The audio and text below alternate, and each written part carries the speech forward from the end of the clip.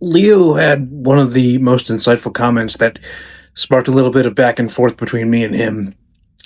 And I did a lot more research in this video that I just couldn't fit in there because the algorithm doesn't like it and people swipe away. So in this reel, I'm going to go a little deeper dive into what's actually happening to make that tone actually audible. Basically, Leo said, it was asking if this is the sweet spot that Pooch is kind of talking about in a lot of his videos, and what that actually means. And he talks about how he actually did a measurement in Smaart, and couldn't see any tonal changes or anything like that. And Smaart is a great tool, but it's a magnitude measurement tool. It's not designed. It's actually designed not to look at those subtle details. Just because it's designed to measure phase coherence in systems and stuff like that. And I'm not really a Smaart expert, but that's basically what it does. It's for timelining PAs. It's for measuring that type of stuff. It's not for nuanced tonal changes in discrete circuits. On a preamp, you see a lot of tests out there where people are testing a preamp at a steady state with a tone or a pink noise. And in the real world, that's not how they function. What a preamp has to do is something called slew. Basically, what that means is it has to react to a voltage change. When you are in the real world, it's not getting a solid tone consistently. You're hitting it with a kick drum, and that voltage hits it hard, and the way it reacts between different preamps is different. And it's the same thing with a vocal or a guitar. It's not just a static tone. It's getting dynamic hits at different frequencies, and that's where the real change in the tone comes in. And now it's more drastic in something like a Neve 1073 or any kind of transformer coupled preamp rather than a transistor coupled preamp like you'd see in a touring live sound rig.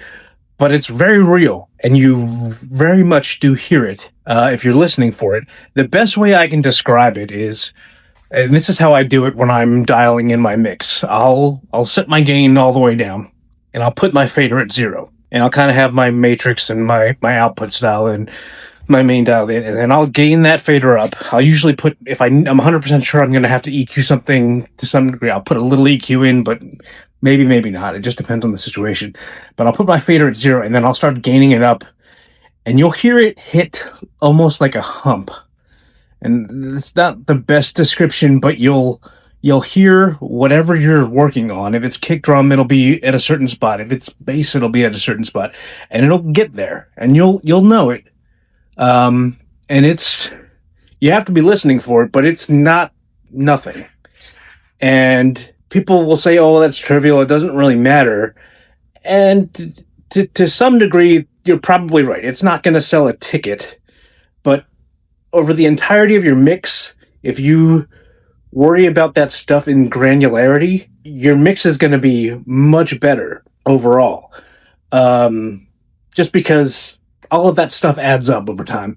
It's the difference between a mix sounding very detached and a mix maybe sounding more glued in. But it really just depends. And it's why on measurement equipment, it's why when we're talking about stuff, we use words like that are not technical, maybe. Like something's got has a better sheen or has better guts, or I don't know. But there's all kinds of words there's all kinds of words we use as engineers that don't make sense technically because there's not a technical way to describe it. And that's the kind of stuff that we're talking about when we talk about the sweet spots in preamps, or any kind of, or in subbing buses or anything like that. So that's what we're talking about, what I'm talking about when it comes to the sweet spot of a preamp.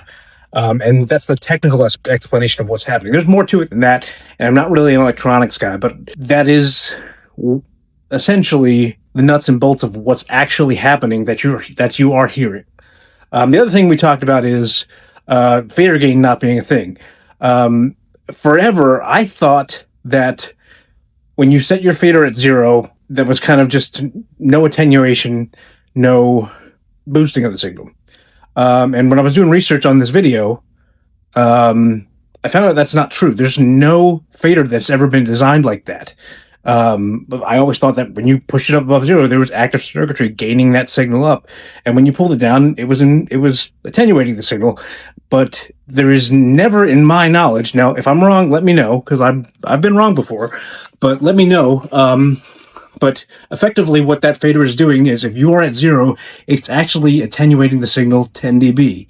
Most faders, it's 0 dB is 10 dB below where it would be if it was all the way up. So 0 dB is actually a 10 dB attenuation, and when you push it all the way up, you're actually attenuating at 0 dB. So it's not gain, because gain always implies that there is amplification, wherein a fader is always attenuation. So guys, if you have questions, let me know, because I really want to dive deeper into this stuff, maybe in some longer form videos like this, that the algorithm is not going to love. But I find this stuff interesting because I'm way more concerned about how things sound than how they work, but I also want to know why I hear what I hear, because it's definitely there. I think a lot of information out there just tells you the math of what's happening, and it's not telling you why things sound the way they sound.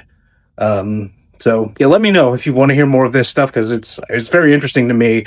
I've always been interested in why I hear what I hear, because I'd like to, replicate it as much as I can. But yeah, let me know in the comments what you guys think, and if you want me to do more of these longer form things where I have a little more in-depth information that the algorithm is not going to love, I'll do more of these. All right, rock on, and come out to a show and say hi. I'll have cookies in front of the house or something.